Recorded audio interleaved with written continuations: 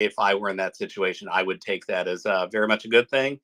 Um, Searski has, especially in the early days of the invasion, accomplished the absolutely impossible, and he is an absolutely wonderful battlefield commander. With that, I'd like to welcome up. It looks like I have Prince Heather is now joining us here in the balcony. Welcome up, Prince.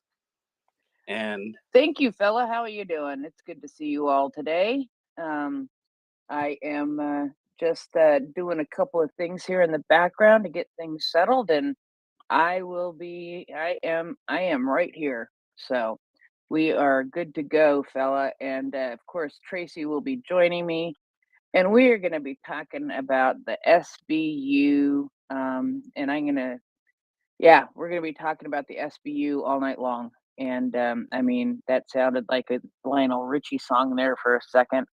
It won't be all night long. We'll switch and transition over to news of the day at some point. But for the next few hours, we're going to be talking about the SBU and what they've been up to this week. They're always up to something good. well, very good. It has been great co-hosting this evening, and with that, I will go ahead and climb down the stairs. Slava Ukraini. Everyone have a great night. Thanks, Home Bella. Slava. Hero Slava. And you have yourself a great night. And we will be getting going. Tracy's on her way up, I believe. And I'm just. Do you guys know that you can watch? Watch sort of, I guess. You can listen to the Maria Report on YouTube if you ever have a problem getting into the space. That is always an option. If you just go to YouTube and look at search for Maria Report, you will find a live stream going of the Maria Report space that's sent over there. There are some people who don't have Twitter accounts who listen only on YouTube, and my understanding is they have it's not 100, there's not hundreds of listeners on at a time usually, but they have their own little community. And sometimes they even have people who are connected with Twitter that they email and say, hey, there's a problem with the YouTube space, which happens now and then. And we restart it, and so they can go ahead and listen. So anyway, if you ever get stuck in a space where you can't get into Twitter, there's always listening on YouTube as an option. And just go into YouTube and search for Maria Report, and there should be a live Twitter space going there, just with our audios and our voices. So hello, all the YouTube listeners. Just gonna say that really quick. So the biggest one of the biggest things that I have noticed in the last, I don't know, couple of weeks are airplanes and airplanes falling from the sky. And I kind of like that. I think it is absolutely amazing. And I went to bed last night, and then I had heard about one airplane that had crashed. And went to bed last night. But that was actually really early this morning because that's how I roll. Um, and then I went and I slept for a few hours like I always do, and I woke up and saw stuff. Another airplane went down, and I'm like, "Are they reporting this twice?" While I was still drinking my coffee and trying to figure out if my eyes were open. And sure enough, second plane went down, and that is some of the best news. It's like 15 planes in 2 weeks, 15 planes in like 14 days or something like that. That's insane. That's crazy. That's fabulous. And then I also just saw on one of my customized feeds, which I use all the time. And I looked on one of my customized feeds, and I see that for the first time, it's like the first time in the war, there have been absolutely no Russian planes over eastern Ukraine, which is, I mean, really, that is remarkable in my mind, and I think it's great. I'm starting to wonder, do you really need planes to control the sky? Because what is Ukraine doing? Ukraine is controlling the airspace over Ukraine without without without without the air power. They have they have air superiority without the planes to go with it. Um, because they've needed to be careful with the planes that they do have. They're not going and dogfighting with the Russians to take control of the airspace, but they definitely are doing things that are taking control of the airspace by eliminating a whole bunch of Russian planes in a short period of time and leaving them in a position where it seems like they're a little scared. I wonder why. Hmm. Well, those are things that happen. Tracy, I see you finally climbed to the balcony. Did you trip and then fall all the way back down and then trip and then come back up, or what? How you doing? You okay? Hello, thank you. Hello, everybody. This seems to be the theme of the day for me, taking time to get up the stairs today, Prince. Thank you for having me. Oh, having you? Are you kidding? It's the SBU with Tracy and Heather, the sidekick, who says, "Uh-huh, Tracy. Yep, that's right." Because you follow this stuff very closely, and I follow the genocide stuff really closely. But I co-host with you on Saturday nights very happily. I like co-hosting with you, so it's always a blast, and it's good to see what Ukraine is doing to uh, to take care of what is needed in far as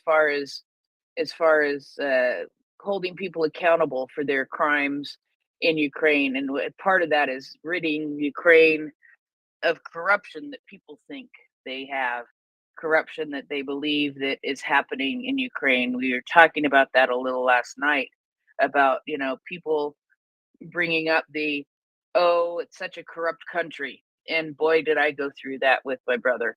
And I'm like, it used to be, and yeah, to some degree still is, but the improvements they have made are absolutely incredible. And the way that they are working so hard to rid themselves of corruption. So if you look at where they were and the direction that they are going as far as corruption is concerned, no, they're not perfect. But can you see the move? Can you see the intention? Can you see the will to become a country that is not as corrupt as it once was? And the answer to that question is yes. Whereas if you look at Russia, you see kind of the absolute opposite. And so let's take into consideration the work that they're doing, and have some understanding that it's going to take time. It doesn't happen overnight. But let's talk about the wonderful things that they are doing to rid themselves of corruption. And that right there says a whole lot about the country. The corruption index, they climbed some points ahead again, and they climbed a few spaces ahead again. I can't remember exactly how many. I'd have to go and look it up because my brain doesn't retain things like that. Um, but I do know they made some big improvement on the corruption index again this year. And if you watch that corruption index year after year after year for the last 10 years, Ukraine has made progress, I believe, every single year. And that is the kind of thing you watch for, to see that a corrupt country is trying to change things around. Tracy, sorry, I just sort of went off there and started talking like I know what I'm talking about. You do, of course, know what you're talking about, Prince. Absolutely. And I completely agree with you. Yeah, we have to keep highlighting and emphasizing the work that they're doing, the journey that they're having, and showing people, I think, that where they're coming from one to the other place, because it's okay. I think we're showing people the individual cases and everything that they're doing on a weekly basis.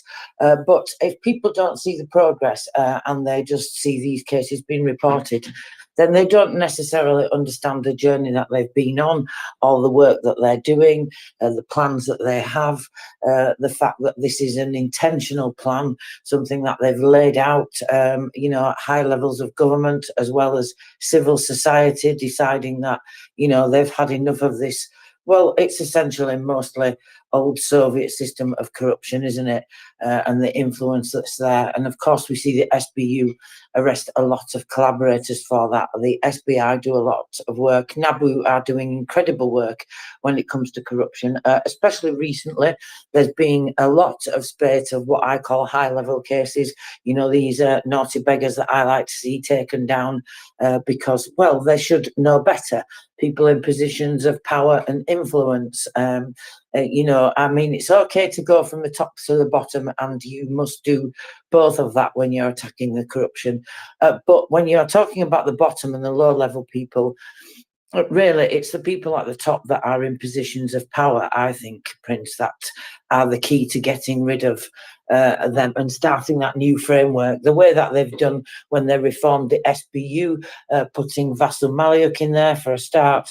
It has to come from the top, that standard as well, to not allow that kind of behaviour, to not allow the corruption, to not give into it, and not have a culture of that, really.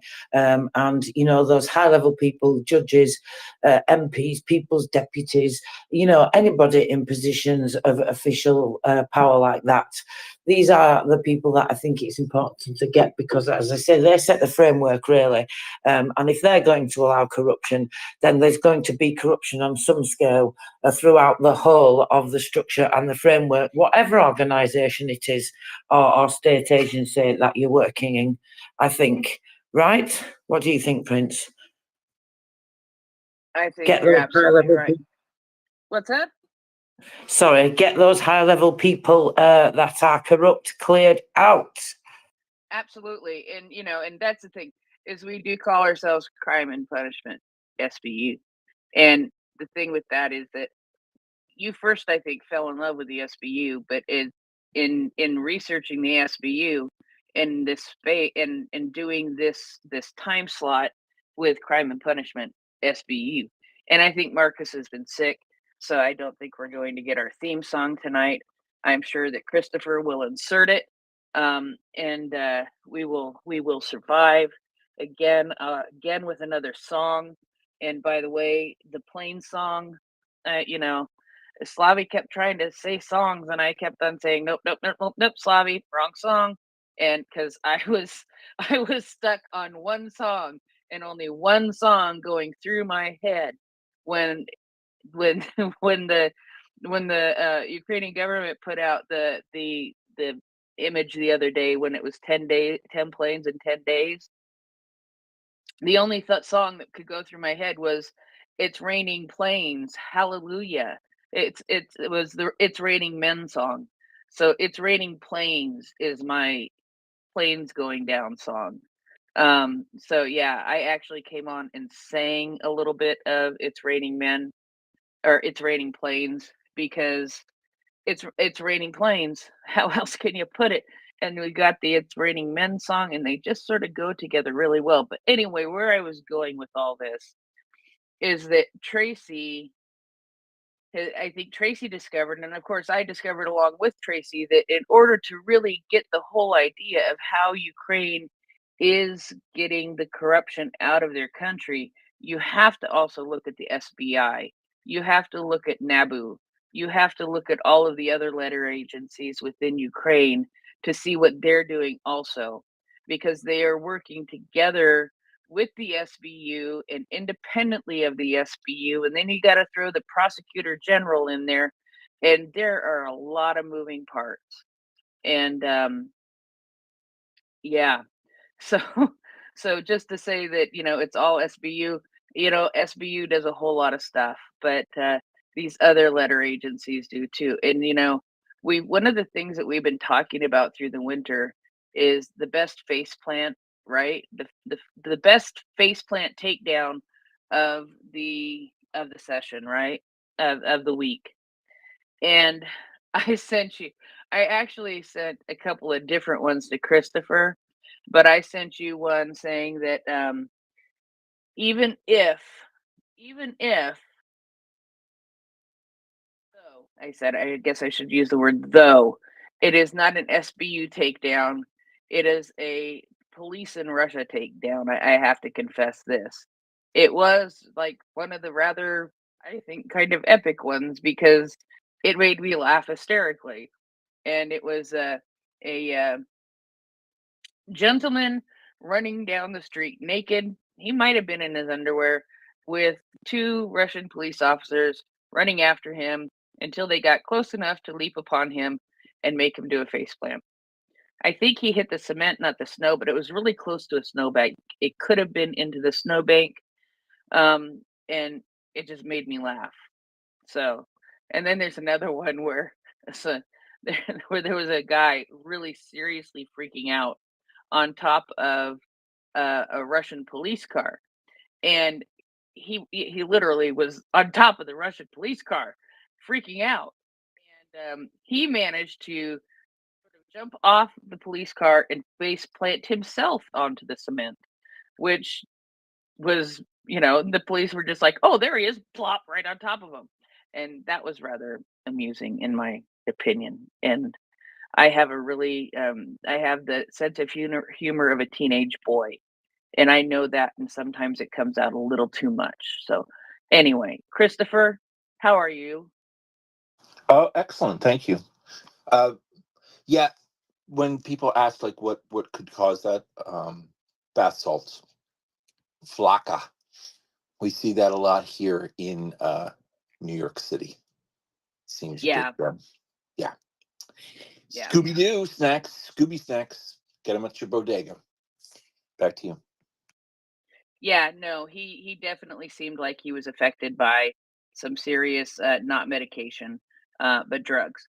And yeah. So anyway, Slavi, There how was are you, a my friend? Go ahead. I'm all right. I'm a little bit better. Last night, as we know, the texts and the little baby, 3-month-old baby, really got to me. So I was in a very somber mood, but I'm doing a little bit better now. But I wanted to say, there was a video where there was a Russian orcs that were on bath salts. Um, yeah, and they were like kicking the shit out of each other. So yeah, it is bath salts. And which reminds me of, I always say this, the Florida man always reminds me of how the Russians behave. They're very similar to each other. I think that is a very fair comparison, which is why that I am still suggesting that perhaps we deport a bunch of Russians to Florida and cut Florida off from the mainland US and let her drift away to the Bermuda Triangle. We will maintain the northern part, just the correct part of northern Florida to maintain a couple of key people. But other than that, we're just going to let that thing drift away.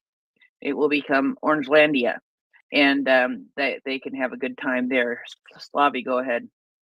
Oh, there's already a lot of Russians that live in Florida, in Miami, and by a lot, I mean a lot. And these are Russians that are, maybe like the kids of pop stars or famous people, maybe even political people from the Russian government. But yeah, they hide out in Florida, and then there's a lot of them, like a lot.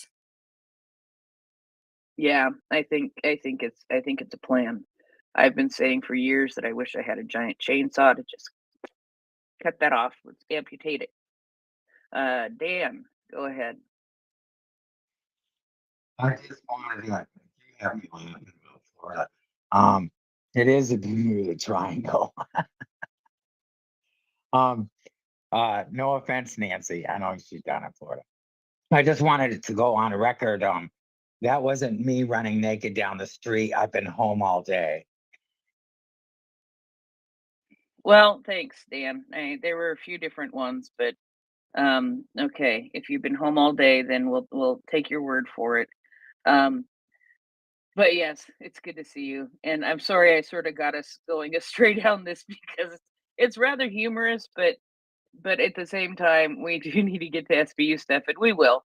Um, we have plenty of time for SBU because Tracy, we're here until midnight my time, which is 4.5 hours away, and so we've got plenty of time. Christopher, Yeah, Bugs Bunny did that. I'll give you the video clip. okay, Bugs Bunny comes into the room. Okay, I can live with that. And Slavi, I have to say that the news about the kids and the family in Odessa hit me really hard too. And yeah, it hit me during the genocide segment. I was starting to see news and possible reports of a possibility of a child being pulled out from the rubble there, and the children affect me very much. And then to see when I woke up this morning that it was two children and the mother, and to discover that they were evidently a very strong evangelical Christian family. I've seen conflicting reports, but the latest one I saw was actually um, from the Ukrainian army information, the Ukrainian information army. It was retweeted by Ihor Solovey, who is the head of Spravdi, basically, I believe, and saying that this is Anna and her son Timothy, which is a picture of her and her son and the baby. They were killed by Russia. Timothy was 4 months old. Anna was the daughter of a pastor of a local evangelical church in Odessa. Show this to those Americans who claim that Putin defends Christianity and traditional values. Gotta say, good point, right? Good point. And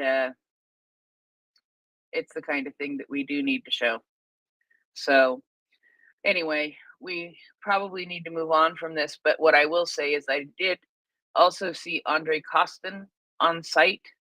I am sure that there were war crimes investigators on site in very, very short order, because war crimes investigators are spread all over Ukraine and can respond very, very quickly. And they do. You will often see war crimes investigators there with their jackets on, or their reflective vests that say that they're a war crimes investigator, while fires are still being put out, while search and rescue operations are still being carried out. Ukraine is doing an awesome job of investigating the war crimes that happen in Ukraine as they happen, very specifically with big incidences like this. And I have to confess, I took a nap. The last I heard was that there had been 8 people found, but I had also heard yesterday before I went to bed that there were a total of 12 missing. So I would expect that number could go up still, but we will see. So Tracy, get us more focused on SBU, because yeah, that's well, maybe we should remind people. Tracy, do you want to remind people about our fundraiser that we have going on, and then we can dive into the numbers and stuff for this week? What do you say? Yeah, I was just looking at the latest update from Odessa. Then you were saying, so the latest update from the military administration there was 7:30. So I don't think there'll be any more updates overnight now, will there? Until the morning, I would expect. Yeah, that's true. And Christopher, thank you very much. You are correct. Bugs Bunny did it first, and there's nothing wrong with that. Go Bugs. Sorry, Tracy, go ahead. No problem, that's okay. Andrew Costine has been busy this week as well, as you said. So there's lots to go over. So shall we dive into SBU then? I guess maybe people would like to know some numbers first, Prince. Numbers indeed. We like Of those course. numbers. Of course. So, how many cases, how many perpetrators, how many naughty beggars have the SBU and the other letter agencies? Well, we'll just talk about the SBU when we talk about these numbers. But of course, there have been other nabbings from NABU, other nickings. So let's go over the SBU. So we have 20 cases this week. Now, there are quite a lot in the strategic category, which most of you know involves usually things involving the Ukrainian armed forces and or missile attacks on civilian infrastructure and Ukrainian armed forces, well, strategic locations, because we know they don't like to attack military infrastructure and this type of thing.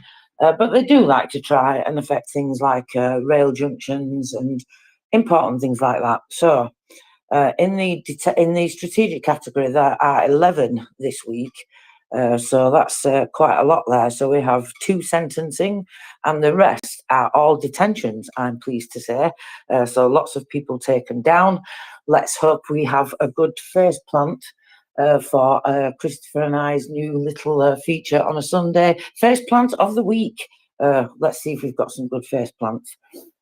Coming to the next category, in the next category we have torture. In the torture there are 4 this week, so 1 detention and the rest have been served suspicion. Then we have the propaganda category, where there are 3 this week, 1 served suspicion and 2 suspected.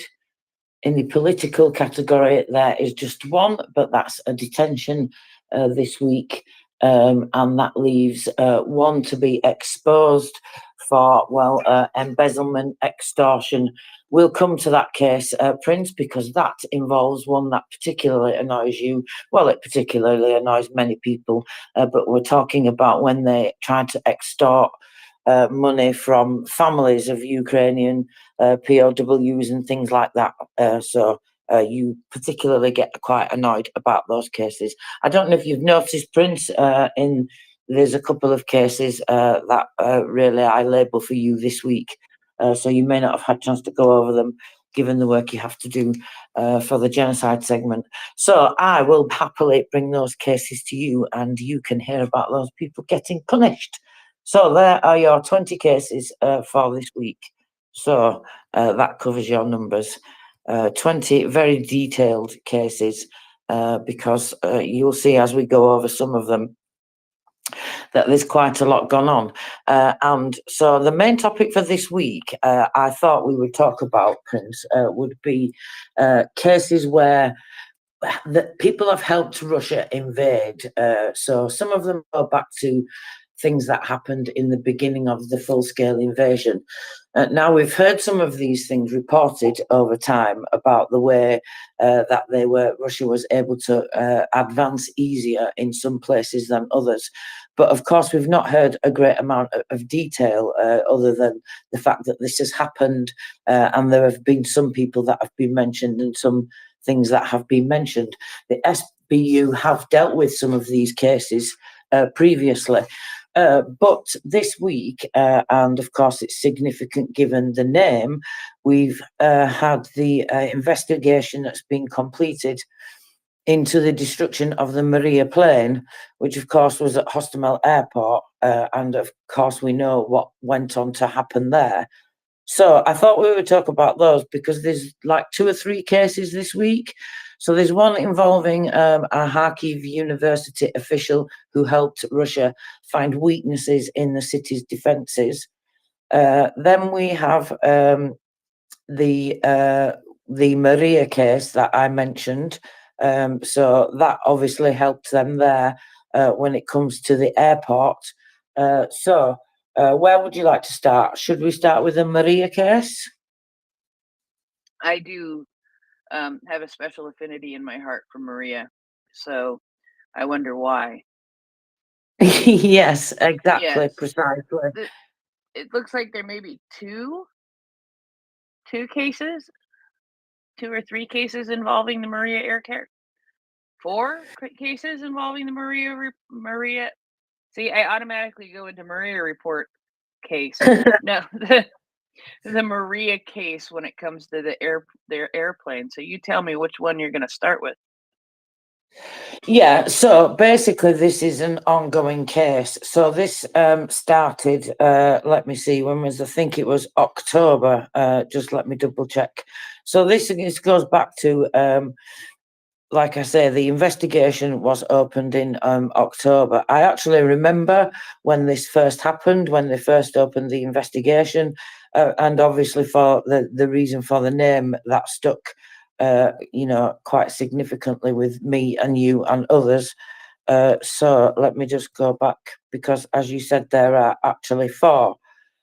So the case was first opened in, where is it now? Just let me look. I'm looking on the website for this. The case was first opened in October the 18th, 2022, to be precise. And that's when the SBU first shared the details of the investigation into the destruction of the AN225, which is obviously the Maria plane that we're talking about. So as we've seen before, they have the different stages, which I find interesting. So they will notify you of suspicion that they're investigating the case. Then you get served with the suspicion. Then, of course, sometimes you go on to get charged depending on what the investigation happens.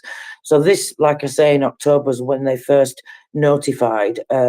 So they said they were establishing all the circumstances of the destruction and looking into it then. The Prosecutor General had carried out a series of searches within the relevant criminal proceedings. The investigation established that officials, despite the warnings of the state authorities, did not take the appropriate steps to preserve the aircraft. And then it goes on further, because not only did they not do that, but they didn't allow the National Guard in and various other defence forces to make preparations to protect the airport. So, of course, that's really quite significant, especially given what we learned following that, that what happened there. The investigation at the time were looking into additional details of the case and examining further information.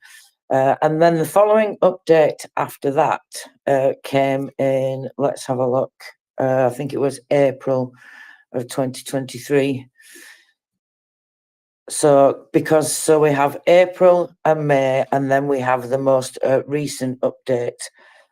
So in March 2023, they actually served suspicion of notices to the Antonov executives whose action led to the destruction of this. So they collected solid evidence at that time, they said, against the former CEO of the Antonov State Enterprise, his deputy head, and the Aviation Security Unit. According to the investigation, on the eve of the full-scale invasion, the officials did not allow the National Guard of Ukraine to enter the territory of Hostomel Airport to prepare for its defence. Such criminal actions led to a temporary capture of the strategically important airfield surrounding settlements and destruction of the AN225 Maria aircraft. We are conducting an objective investigation of this case, and those who helped the enemy destroy one of Ukraine's symbols must be held to account.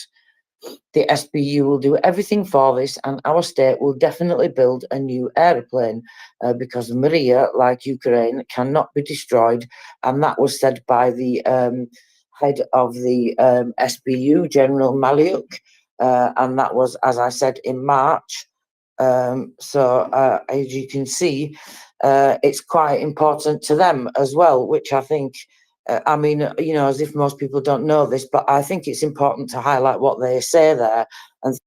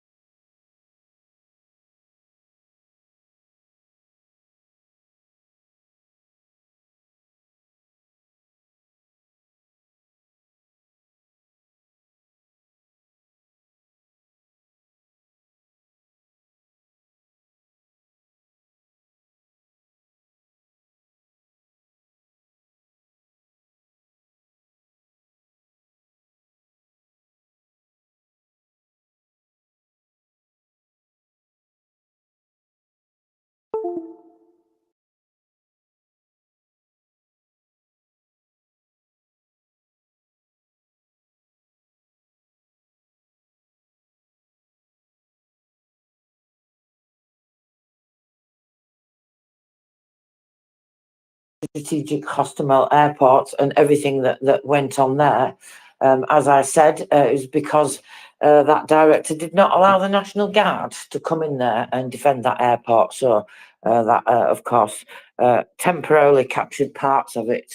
But of course, we heard about the heroics that went on there as well. But significantly important, I think. So let's get some more people back in here before we go over the details of that. I don't actually know how far I managed to get anyway, Prince, before we were cut off. I think, I don't know, I stopped talking. I kept talking for a little bit, right? Because I didn't know what was going on. I could see the messages coming that the audio was lost. And I just kept talking because I didn't know if audio was lost for everybody. And I don't like dead air. And as you know, this has actually happened to me previously, Prince, and I've been talking over everybody, which has been quite amusing. And I had to be booted out of the space unceremoniously, I might add, because I was talking over everybody, and everybody was having a good old giggle at that. But this time I was paying attention. I could see that most people were losing audio. So anyway, I did keep talking though. Anyway, just in case. So did I. I was talking, you were talking, we were all talking, and nobody could hear anything. And so I just, you know what I did? I started singing "It's Raining Planes, Hallelujah. It's Raining Planes, Amen." And no, I actually didn't do that. But at one point, you started turning your mic on and off, and I thought you were trying to send me an SOS by Morse code, but I don't know Morse code, so it was not very effective. Well, I kept turning it off for a moment to see if anybody would respond, and I'm saying to everybody, "Can you wave at me if you can hear me?" You know, nobody's responding. It kind of worked out. Nobody could hear me in the end. That's quite amusing. It's a shame we couldn't have a clip of both you and I talking at the same time. That would be amusing. That would be something to have for the bloopers, Prince. We should have bloopers. What do you reckon, MriyaReport bloopers? What would it be? Would it be complete? Well, yeah, I mean, we could do ones where you didn't realize that everybody could hear you, and we, you couldn't hear us. And then, so that would have been a good one. But, this time, what the blooper would have been is just like 3 minutes of silence and a crash. And so, what kind of blooper reel is that? So here's the blooper reel. Dead silence. It's just, there's the blooper reel. Yeah, that would be really funny.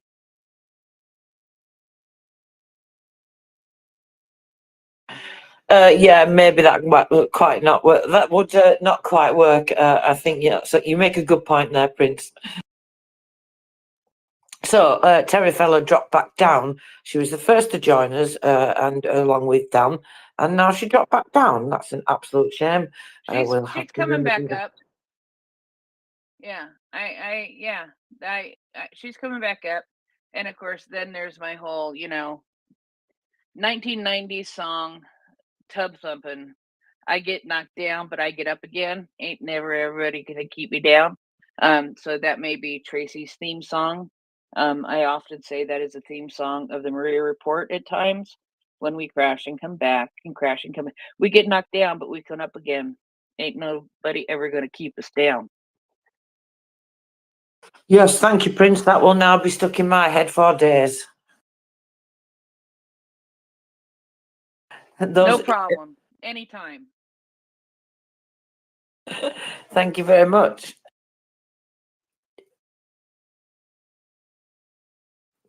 Oh, sorry, I was coughing there. You do not want me to cough at you all. We would definitely not get repopulated very quickly then if that happened, Prince. So we have 73 people that have joined us again. So thank you all to you 73 people. I hope you have all retweeted. Now Prince Heather has given us a fantastic new title.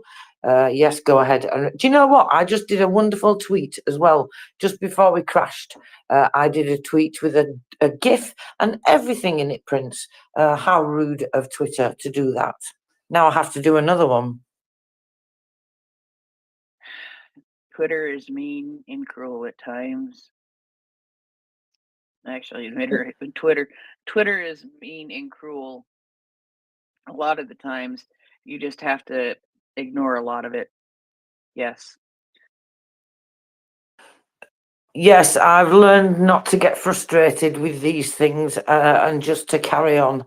That's the way it goes around here. So a new post I will make, as all of you will also do as well, I hope. So yes, please get retweeting. And whilst we repopulate the space, we should put some things in the nest, Prince, like maybe our fundraiser. Let me go ahead and do that, because we have a new fundraiser that was just announced last night for me, tonight for you. And I'm very excited to say we are raising funds for drones, which of course we know is massively important right now, and does a number of things for Ukrainians, not just helps them kick Russian butt and eliminate those invaders, but it helps them fight Russian drones. It helps them spot things. They do reconnaissance with them. These are going to be DJI Mavic 3 thermal drones. So they've got a great deal of capability to do all sorts of different things. When they've got thermal drones, they can see a lot more with things like this. What was it they said before about the night vision goggles and the thermal abilities helping them own the night? Prince, that's what they said, didn't they? So imagine what these can do with the drones. Instead of just night vision goggles, drones with thermal capabilities as well. And we are collecting these for the 13th Battalion of the 95th Air Assault Brigade. These guys are one of the most elite brigades, as you probably will know. You must have heard about these, because if you've not heard about them, well, where have you been? Actually, we were joined as well by a guest last night. We had a wonderful interview, and we were joined by Danilo. Was it? I think Danilo, wasn't it? Yes. So of course, that's a great privilege to be able to have these insights, have these visits, hear these personal stories that they tell us. Yana, was it Yana? I think, no, not Yana, Jenny. I don't know why I keep getting Yana and Jenny mixed up, Maybe it's because their names begin with the same letter. I don't know. Sorry, I'm getting distracted now. Anyway, but yes, we are collecting for drones. So if you want to help Ukrainians have lots more drones, then you can go ahead and donate if you are able to. Get shaking your pockets, shaking that leg. I want to see lots of things falling out, all that spare money that you don't know about, just like Christopher is doing with his change jar in the corner. Or maybe you have one of those little plates that you put things in. Some people do that with keys and coins. Those coins, they never go back in your pocket. So why not chuck them across to MriyaReport.org, or go to the payment link in the tweet there. And of course, don't forget to retweet, repost, reshare, and tell everybody you can about this fundraiser, because that definitely makes a big difference. And you never know who you're going to reach with those tweets. And raising awareness is one of the things that's just as important. And if you're not able to donate in cash, then that's how you can help. Right, Prince? Let's get DJI Mavic 3 thermal drones. Yes, and as we see and hear what we know because it logically happens in this area of the world, where we are getting ready to move into spring. We're moving into spring and then summer, except for those twisted people who live down under in the workers' paradise of Perth, Australia, where it's going to transition from summer to fall. Anyway, it is going to transition into summer. And one of the things that these thermal drones do, one of the most important functions that they do during the summertime, which Danilo talked about a little bit today, even though I wasn't able to fully listen to the entire interview, one of the things that he did talk about today is how they use those drones, or how they can use those drones to look for mines in the summertime, because the temperature difference that happens And so that is an important thing. So we get these funds raised as the temperature is rising in Ukraine, and they're going to be able to use them for owning the night. They're going to be able to use them for looking for mines. They're going to be able to do all kinds of things with them. And that is an extremely important thing. And so I'm really excited to be able to do this fundraiser so that we can help to provide drones, so that we can provide drones for the 95th and be able to help them out, to help to keep them safer, because that night vision, those thermal drones, that is something that really helps them out.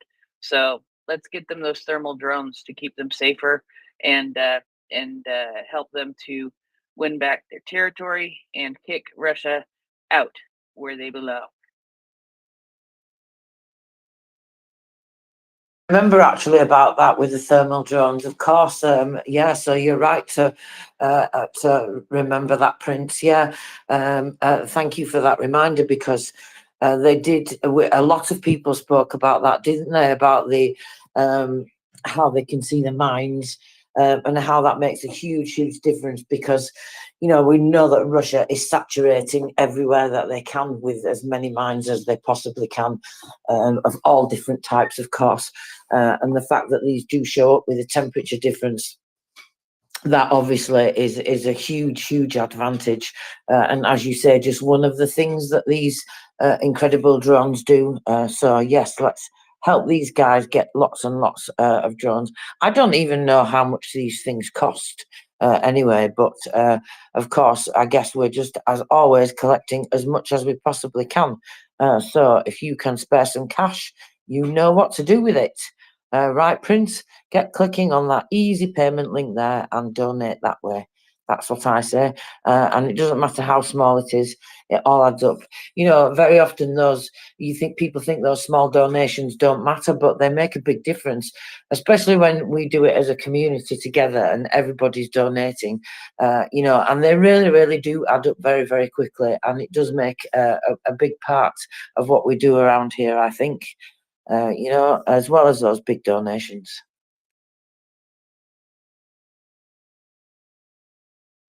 Sorry, Prince's... I was a screen away. Sorry. So yes, and I'm gonna just say once again, go ahead and retweet the space, quote tweet the space. Okay, go and knock on your neighbor's door. You've convinced your neighbor to start listening to MriyaReport, but wherever you live in the world, let's see, it may be 11 p.m. in New York. So you're gonna go and knock on your neighbor's door and wake them up at 11 p.m. and say, MriyaReport crashed. You need to get back in and listen. And yeah, then they can go back to sleep, but not before. That's all. That's all. So, shall we see what's going on? I was just looking to see if there are any notifications whilst we get repopulated a little bit more. So the last notification I saw was about an hour ago with Zaporizhia was clear, and that was relating to some notifications earlier. So I'm not seeing anything much happening overnight at the moment, Prince. Are you seeing anything worth talking about, or any news that we need to cover right now? Was there something happening in Moscow earlier? 38 What's that? So apparently 38 UAVs were destroyed by air defense systems over Crimea tonight, according to the Russian Ministry of Murder. Yeah, I don't believe that. Neither do I. Just gonna say that. Yeah, I don't believe that 38. Yeah, no. I mean, I did hear that there were some booms in areas, but I didn't see. I don't know that it meant that 38 drones were taken down. That's pretty funny, though. No, not unless 38 drones were taken down by accidentally hitting strategic military installations. But no, I'm with you, Prince. We wait to find out what actually really happened.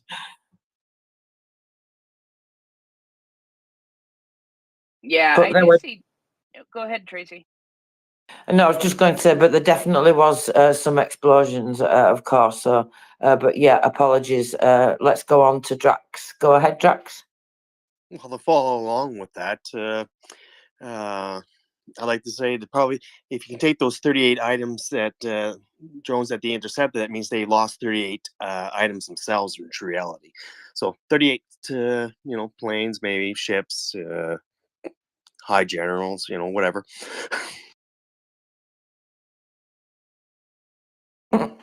Yes, absolutely. Well, I am seeing that apparently an oil depot managed to be able to take down a drone. I think you were speaking about that, Prince, or somebody was speaking about that earlier. Maybe it was Slavi. And who was it on with Slavi? A fellow who bonks. Maybe it was them speaking about it. An oil something intercepted a drone? Yeah, well, it says an oil depot. That's all it says. So there is a video. Huh. I like it when oil depots intercept drones. Me too. At least this time it probably says correctly an oil depot instead. Sometimes I've noticed, and thanks to Will, I noticed the difference. They say that it's an oil refinery. Yeah, it's a place where oil is that goes kaplooey. That's what matters to me. Right? Yes, thank you. Sorry, coughing again there. But yeah, there is. No, it's okay because I mean, their ability to make oil, that's great. It goes kaplooey, and that's a good thing. Their ability to store oil, it goes kaplooey, and that's a good thing. So, whether they, I guess, in the long run, their ability to make the oil is probably better than their ability to store the oil. But that kaplooey means a bunch of the stuff that they've stored is gone, and that's just not a bad thing either. And so there's no downside to either one, in my opinion. Well, I agree. Absolutely. They both need taking out, don't they? Excuse me. I had a bit of a coughing fit then. So I'm seeing several videos now, which I can't look at, but there's 1, 2, 3, 4, 5, 6 videos. And let me see, what does this say now? I just have to translate this whilst I'm talking to you and see what this notification says as well. So something exciting definitely happened. Let's have a look. What are they saying? Collections from Fedosia. We flied one by one.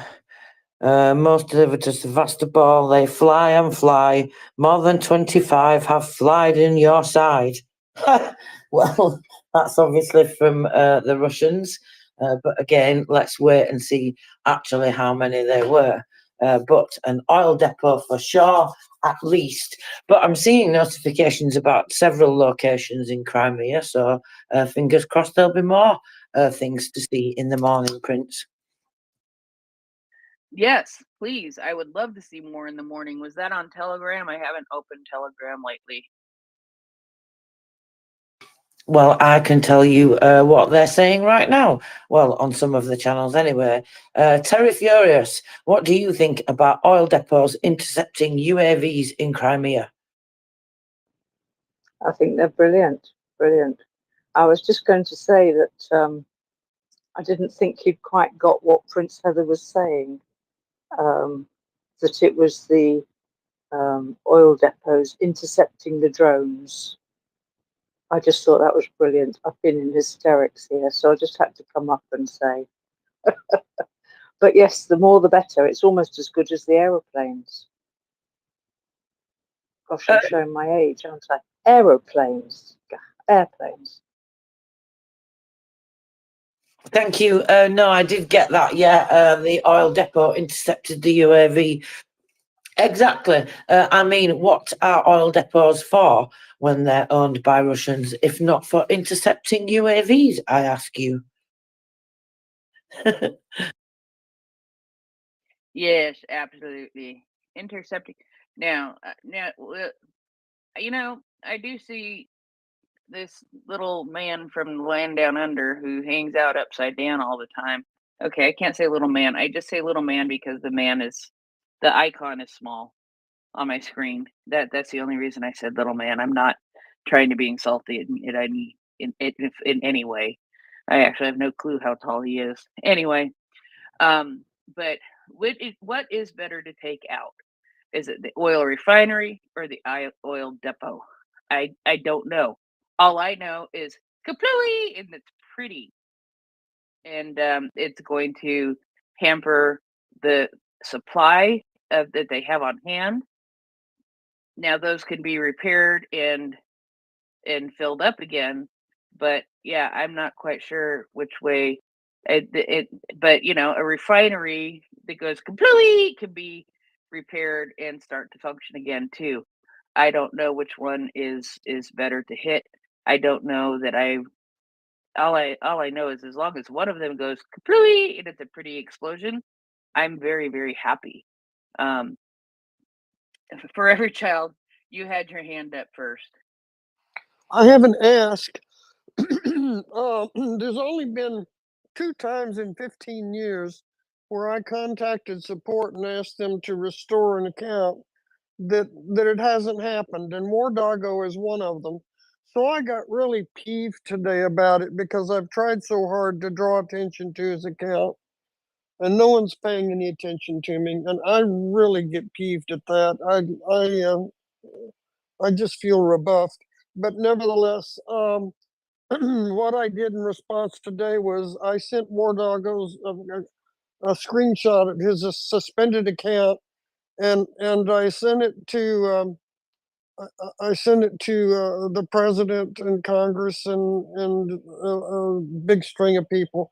So anyway, it's in your it's in your DMs. If you could put it up for maybe 20 or 30 people could retweet that, and maybe just do a tweet storm for War Doggo. Did you put it down in the purple pill?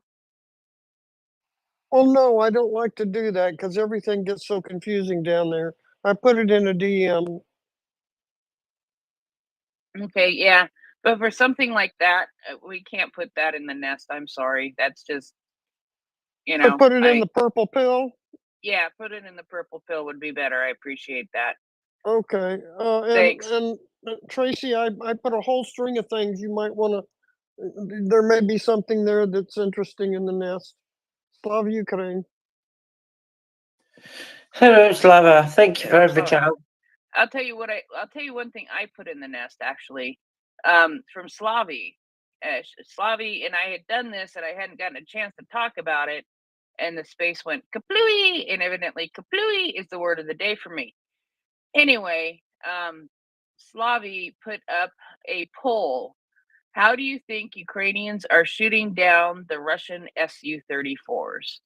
So it is a poll that gives you 4 options: the Patriot, the F-16, the S-200s, or a new Ukrainian weapon or Ukrainian new weapon. And right now, the Patriot and the new weapon, Ukrainian new weapon, are neck and neck at 35% each, and 15% split between the F-16 and the S-200. So if you want to go and do that poll, I know Slavi would appreciate it. And she comes up with poll ideas all the time, just to give you all something to press a button about, because we like to press buttons here on the MriyaReport, and sometimes they're pressing buttons to annoy people, and sometimes they're pressing buttons just to give your opinion on a thought, and sometimes it's pressing buttons to contact your legislators to tell them to support Ukraine. So, and sometimes if you're a co-host, you like to press buttons that bring people up to speak. Love doing that. There are also sometimes buttons where you press to mute yourself so that you can say, Drax, go ahead. Okay. Hi, and well, I forgot to tell you guys. Anyways, good evening, Tracy and Heather from Western Canada. I want to answer your question, Prince, because you're asking what was more important. It's the refineries are more important for certain parts of the refinery to be hit versus the depot, which just only holds the oil or the gas, because it can take months for Russia to replace the parts that are lost in a refinery than it is just to replace the oil that's produced. So they want to hit the refineries more, and because, like I say, they're low on parts, and because of sanctions and that, they can't get some of the parts or the service them to replace the refinery components. So that's the more important thing. Thank you, Drax, and I would like to compliment you on your non-Canadian accent. It's about as non-Canadian as my accent. For a Canadian, of course, I've never lived in Canada. I just am Canadian, so whatever. And I'd like to say that to confuse people. For every child, go ahead. Well, two things. One is I lived 100 miles from the Canadian border for about 9 years. Do I have any lingering accent from that? No, not that I can tell. You sound a little bit too much like Texas, but I used to live in Texas at one point. So, And that was people in Texas don't think I sound like a Texan at all, and that's really disappointing to me. what's sad though is I can sort of slip myself into that Texas pretty easy. But when I used to go and spend the summers up there in Edmondchuck, I used to come home and my mom and dad would start saying, "Would you please start talking right again?" That's from my dad. That's from my dad, who maintained a Canadian accent from the time he moved to the United States in the 50s until he died in 2015. One more thing. I've got the War Doggo link in the purple pill, and there just to help people understand past traditions on Twitter.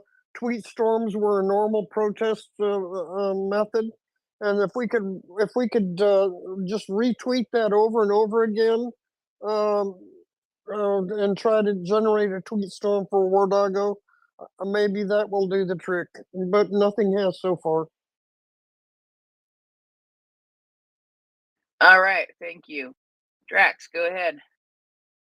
Well, just to let you know, my dad was stationed at the Lancaster Air Base there in Edmonton. That I lived there for 3 years when I was 4 years old, so I know where Edmonton is. Yeah, I have a lot of relatives in Edmonton. I have relatives in BC. I have relatives in Saskatchewan. I have relatives in Ontario. So yeah, they're all over the place. They're all over the place.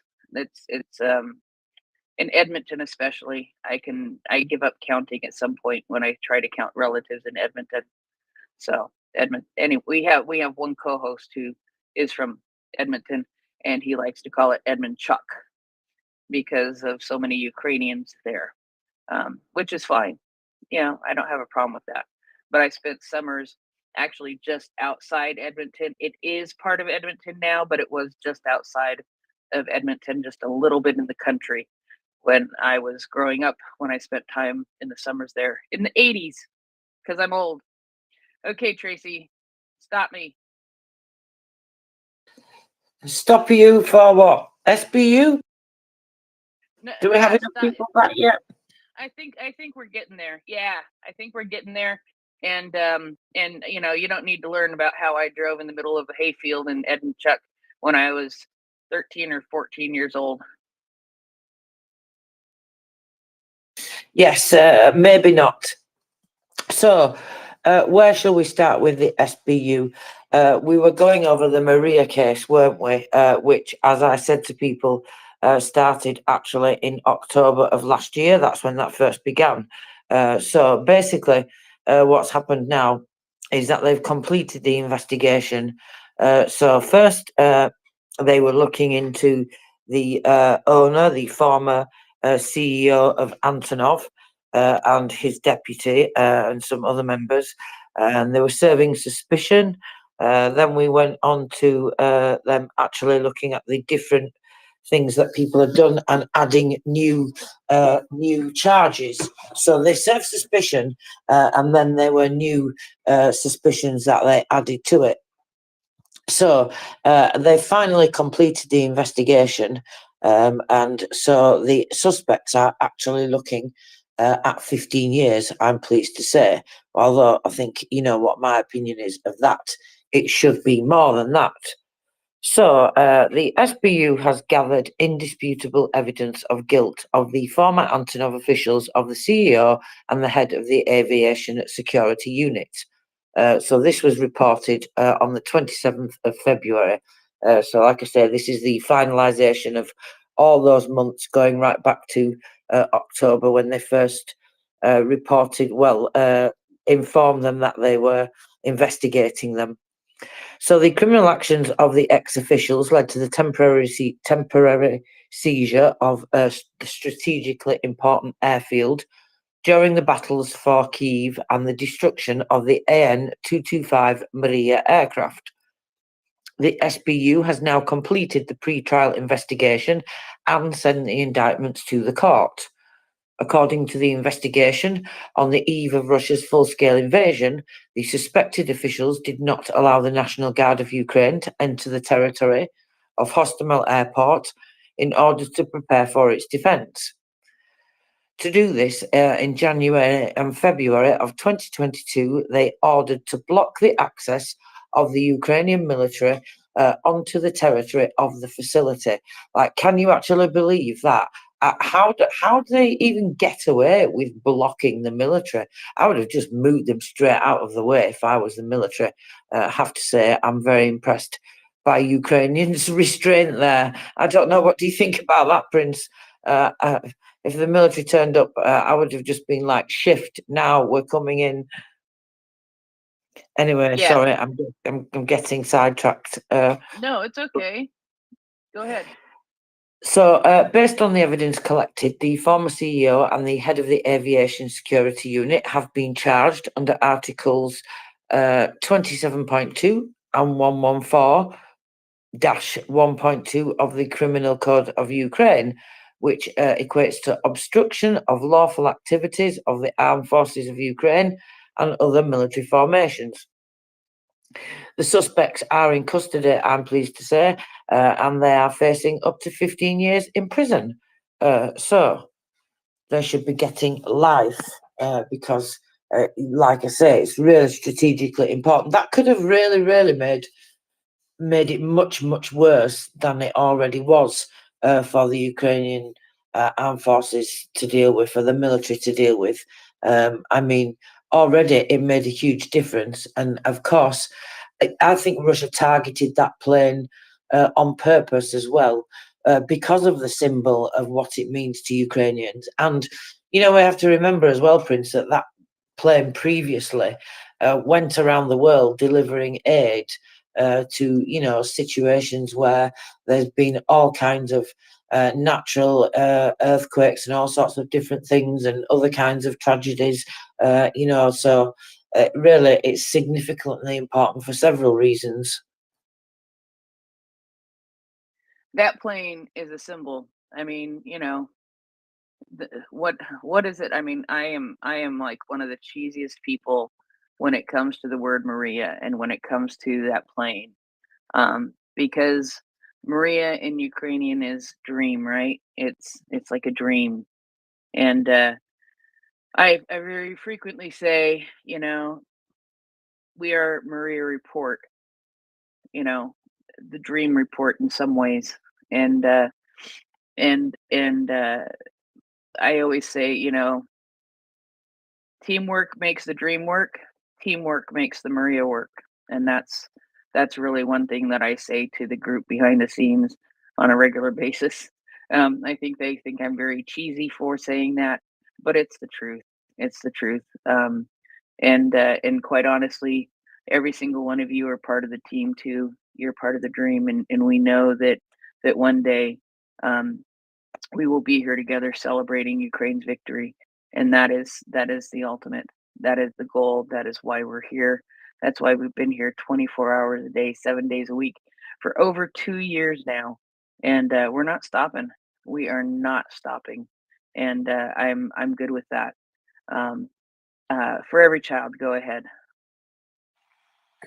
Can that story go in the nest? I have a lot of links for airplane stuff. The story about what Tracy just read? About the Maria. Somebody got 20 years for destroying the Maria. Did I understand that? 15. No, they're looking at 15 years. Yeah, but is it done? Is the trial over? Is everything set? No, the No. indictments have been sent to court.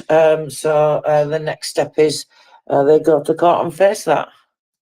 But this is still a good opportunity to boost the MriyaReport, Maria's Ukraine's crime and punishment record, and it's an airplane. I have a lot of places to send airplane stories. Well, Okay. yes. Sorry, Tracy, go ahead. No, sorry, Prince, go on. I was just gonna say, let me see if I can track it down. I'll have to figure out what day that is on, and then see if I can find the tweet from it. That the SBU did. No, Prince. It's just not right for me to ask you to do work. I thought it was at No. your fingertips. Well, no. What we're reading is the press release on the SBU website. So I would just need to go and look for the tweet for it, which is fine. It's not impossible. I just have to get to the SBU. It's not even that far long ago. This was one that was put out by the SBU yesterday. So it just take a minute or two. Go ahead, Tracy.